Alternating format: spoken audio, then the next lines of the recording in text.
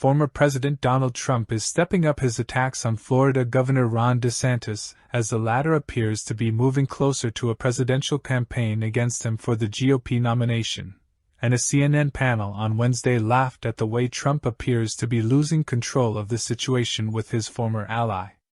Ron DeSantis is out there this week holding campaign-style rallies in 3 states, kicking off a national book tour with the release of his memoir next week, said anchor Jake Tapper.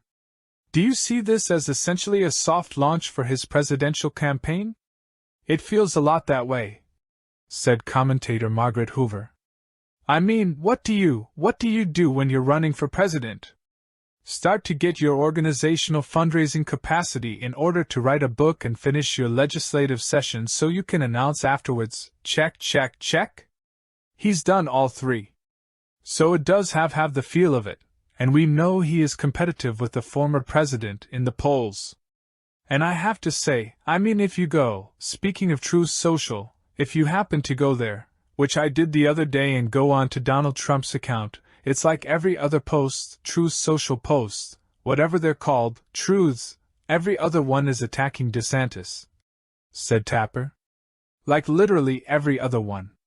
Here's just one of them, quote, Florida was doing great long before Ron DeSantis, he says, because it's sanctimonious. He's saying DeSantis got there. People are fleeing from New York to Florida because of high taxes, out of control crime, not because of Governor DeSanctimonious. Rick Scott did great, and even Charlie Sist had good numbers. Sunshine and ocean, very alluring. So he's actually literally praising Democrat Charlie Crist, who lost to DeSantis 40-60. I mean, first of all, that's probably the worst Florida Tourism Board announcement you could possibly have, said analyst John Avlon, to laughter around the table. But beyond that, look, I mean, you know he's obsessed with Ron DeSantis. He is, because he's insecure about DeSantis taking his nomination away from him, and so he's acting like a petulant child and lashing out on social. And it's a sign of DeSantis' relative strength that he can sort of play above it all while Trump is constantly lashing out looking for attention.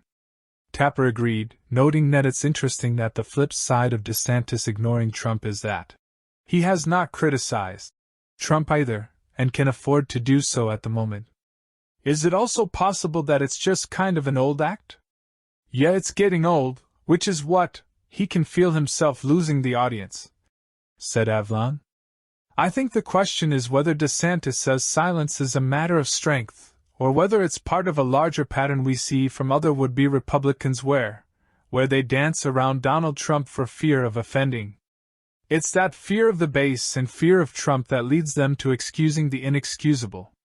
And until the Republican Party finds its spine, they're going to remain in trouble. They're gonna have to be willing to call it out directly.